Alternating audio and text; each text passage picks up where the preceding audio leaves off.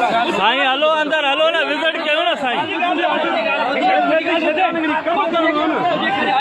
video बंद कराए video show बंद कराए मोटनी टाइम दर दर ते हाणे भी हलो ना साईं मिश्रण अंदर हलो मिश्रण ने हलो शो काथे हले मिश्रण ने हलो ना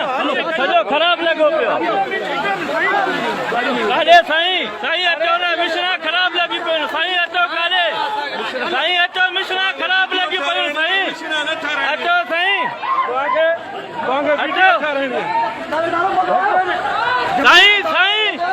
साईं अचो अचो अचो अचो नी साईं मिश्रण ने हली अचो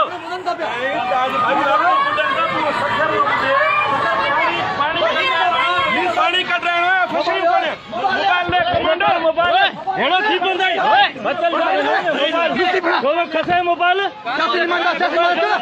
जम्मू के पास आया सर अरे राजा मोबाइल चलो कसे शाणो दे सरे कोण राजा मखा मोक कोठे हल हल गला रे गारियों दे मोटनी टाइम अचो दा दरन दे राज एक भी वगे उठायो ता बुधो गाल तो बुधो मखा पुछ राज मखा मोक कोठे बिड़े ने हां मखा मोक कोठे मीर मेंबर साहब मौजूदा जिम्मी साहब बुधायो हां अभी शहर बुधाना एमपीएस साहब थोड़ा पानी में खिस खबर पे जीवित घणे भी सावा सामान्य गाल बुधो ये जिद सही एकड़ो मिनट गाल भाई मुतमैन कयो बे कुछ एकड़ो मिनट बियो बियो साईं लई आयो गला तो साईं लई आयो गला तो गाल सा भाई साईं गला आराम से करी न थे एकड़ो मिनट पहिरीं ॻाल्हि तव्हांजो सवाल हो माण्हू ॿुधनि था मज़ो अचे थो मूं चयो माण्हू न न मूं वटि कयो ॿुधो मां चयो अलाह जी तरफ़ां आयल अलाह जी तरफ़ां रहमत वसी आहे रहमत वसी आहे जंग तव्हां सहमत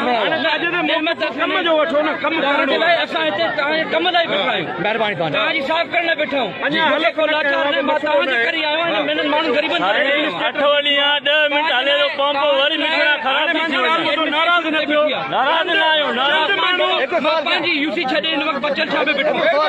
इन जे करे कि तव्हां ग़रीब जेके हिते वेठा आहियो तकलीफ़ में आहियो मां तव्हांजे करे वेठो आहियां इन जे करे मूंखे शौक़ु न आहे कि पाणी में बिगड़ फोटो कढायां साईं यूसी जी ॻाल्हि न आहे यार तव्हां वञी इलेक्शन जे दौरान अचो था न असांजे वञी यूसी जी ॻाल्हि न आहे वञी इलेक्शन जे दौरान अचो था न तव्हां वॾा MLA MP धरन ते अचो था न असांजे तव्हां सॼी सिंध ॿुधे थी इंशाअल्लाह